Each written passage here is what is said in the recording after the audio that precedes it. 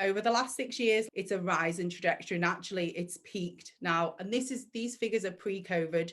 So God knows what they're going to come out of when they're released this year. So the 1920 figures pre-COVID on the labour force survey showed that there was 17.9 million working days lost because of stress-related illness. That is huge for organisations, not just for their people, and you and I who might experience that, and it can make us ill, but for their bottom line, that is costing them a fortune. And working harder and cracking the whip and saying do more hours, it doesn't work anymore, because people are then, the pressure is too much. We can't consistently work harder and more hours. There aren't more hours in the day that are healthy.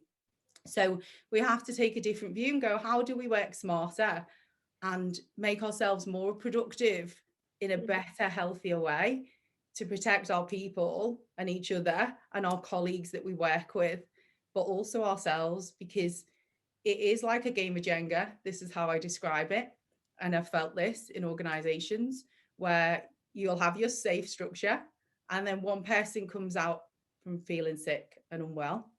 What happens is you can't get someone else in straight away, because more often than not, these are specialist jobs or technical jobs that you need training for.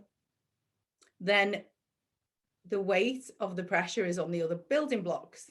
And then as that pressure mounts, another block is taken out and there's more pressure on what's left behind. So us as the people, the building blocks, eventually that pressure becomes too much. And I've seen it, I've lived and breathed it.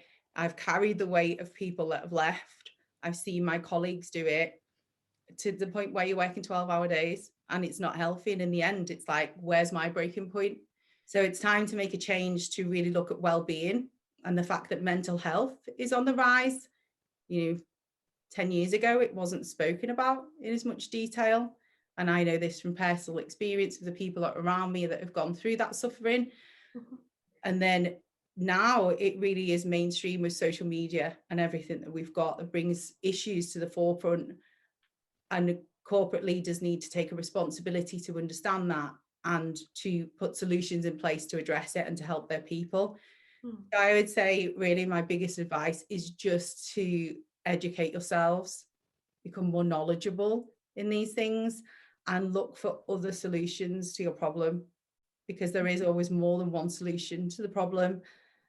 I would say the warning signs for stress-related illness, if you're a manager or a leader and you're trying to spot this in your staff, some of the warning signs might be obvious ones, like people are taking days off sick, they're not coming into work, or they're not showing up for meetings.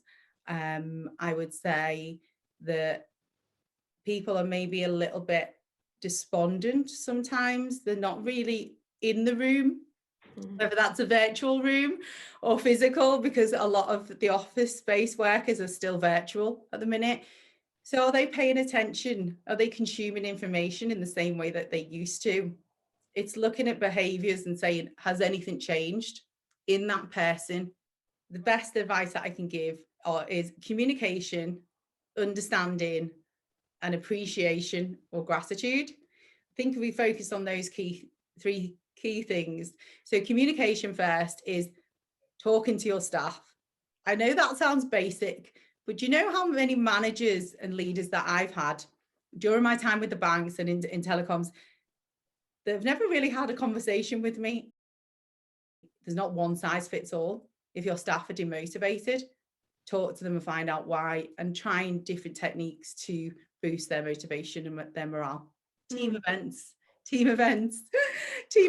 because we've been in lockdown and in this pandemic for so long. Virtual team events are great, but they don't really hit the mark. So now we're able to transition out. Start to think about how you're going to get your team together so that they can motivate each other, because when teams meet outside of the workplace, that will boost them in terms of motivation anyway. So that's my advice.